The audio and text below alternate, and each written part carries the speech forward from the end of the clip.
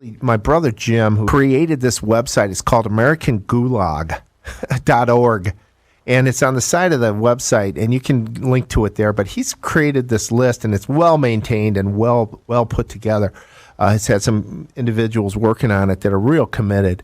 And what it is a list of all the January 6ers, all the people that were arrested on January 6th, and the current status of their cases, if there is one. And it's over 700 people. But the thing that really grabs me, Judge, and what we've written about the last couple of days is just some of these individuals are really being treated horribly in the D.C. jail. By the way, it sounds like that D.C. jail is just dilapidated. They're saying there's mice and rats there. That these, it's just horrible. Not to justify it. It's horrible. None of them should be in jail. They should all be out on bail. Most jails are garbage, particularly inner city jails. There's no political support for spending a nickel in there, and the politicians don't care because the public doesn't care. So it shouldn't be a surprise. But what is surprising is that they've been attacked violently, that they've been subjected to disgusting environment for more than a few hours, and that they're in jail to begin with. I mean, none of these people is a threat to society, and all of them would gladly come back at the time of trial, and most of them shouldn't be charged anyway because most of them were just there to engage in First Amendment protected behavior. I read a piece, I think, this morning by our mutual friend Roger Stone, which is just heartbreaking as to the things that are going on in the D.C. jail and in the Virginia state jail, which is basically controlled by the feds. The feds are trying to wear these people down. They're way overcharging them so that they can get guilty pleas, and they're making their lives miserable so that the defendants will say to their lawyers, get me out of here. I'll agree to testify to anything just so I can have a decent night's sleep and a decent shower and a decent meal.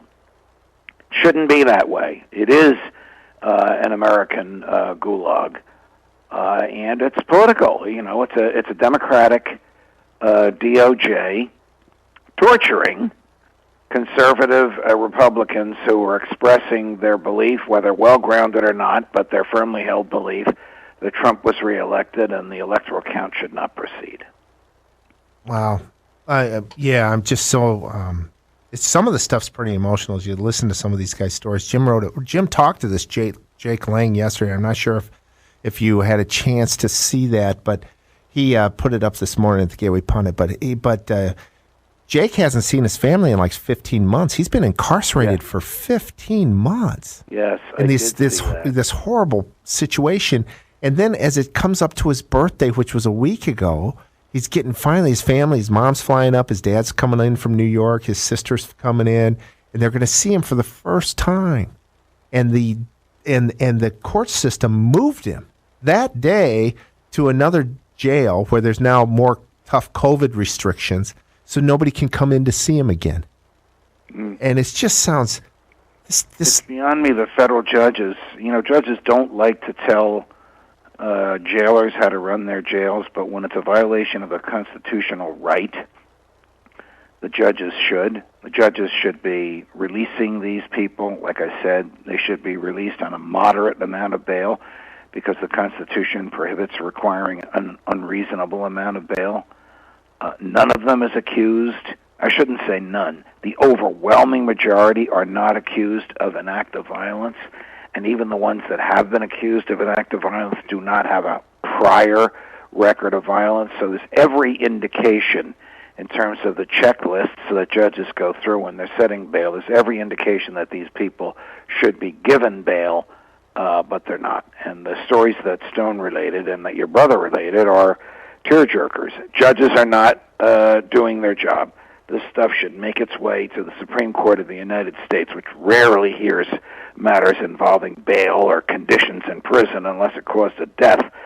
But it needs to be exposed and it needs to be corrected. Yeah, I mean, there was one guy that one of these guys wrote about who was abused by the DOJ for a year, and he ended up committing suicide. and they're saying Yes, they I believe saw that. he did that because he was tired. He just was worn out, and isn't it a crime, or I don't know if the word crime, you can correct me on this, if to overcharge somebody just in the first place, isn't there something in our Constitution that says you can't do that? No, the feds have been, well, not only the feds, if the feds do it and get away with it, the states will follow. That's pretty much a truism.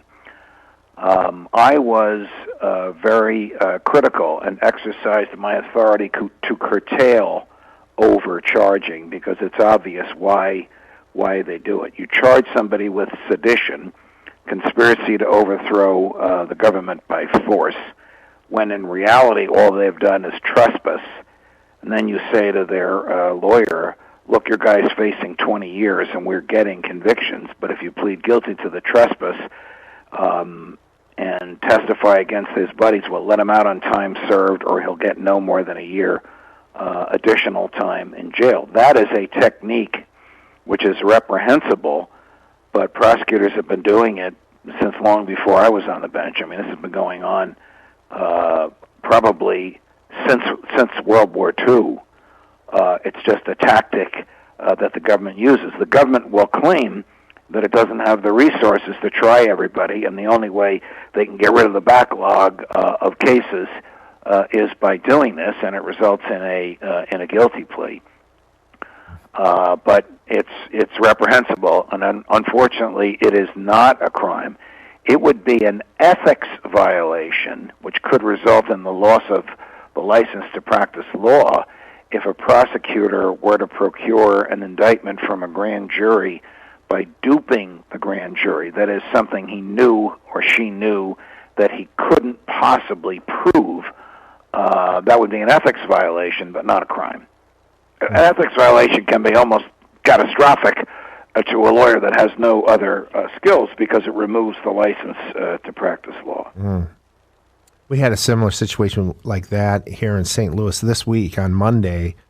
Kim Gardner, who's the local district circuit prosecutor, maybe circuit court prosecutor. I don't know if I'm saying that term right. She's a Soros-backed attorney, and she was involved in this Eric Greitens case, and I believe she'd even charged him. I was over in Hong Kong at the time, but I believe she even was ready to press charges against him at least. And he resigned then from the governorship, and then she dropped all the charges like the next day.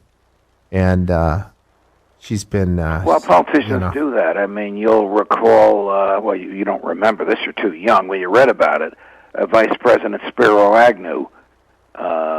The people that were kicking him. Agnew was Nixon right. Thought. Agnew was his insurance against impeachment, because he was a bit loopy, and he figured the establishment's never going to get rid of me, because look at who's coming. But they managed to find some trumped-up old charge against him, and he didn't even have to plead guilty. He pleaded nolo contendere, which is a very odd plea that doesn't exist in every state, but it did exist in Maryland. It basically means I'm not going to dispute what you say. I'm not going to say I'm guilty. I'm not going to say not guilty. I'm just not going to say anything. And when he agreed to resign, there was no penalty at all. So they do this all the time, particularly to office holders who are a threat to their hegemony. Now, I don't know. I know this fellow Greitens has been very controversial and remains controversial. I don't know what threat he was to the prosecutor, but I do know that, again, the concept of charging somebody for a crime that you either can't prove or don't intend to prove is unethical. But once that person resigns, goes away, pleads guilty, then the ethics issue dissipates. Yeah. What a tactic! What a technique, huh? Yeah, I think there's the other thing. The dirty little secret of law enforcement, and judges know this, prosecutors know this, criminal defense lawyers know it, cops know it, FBI know it, is that the government lies and cheats every day in every courthouse, in the United States of America. It is not interested in justice. It's interested in victory. And they will do whatever they can. Again, look at what they did to our friend Roger Stone. They will do whatever they can to bring about their victory. You know, prosecutors end up as big city mayors like Rudy Giuliani, or big state governors or senators like Josh Hawley, by the people that they prosecute and the victories they achieve.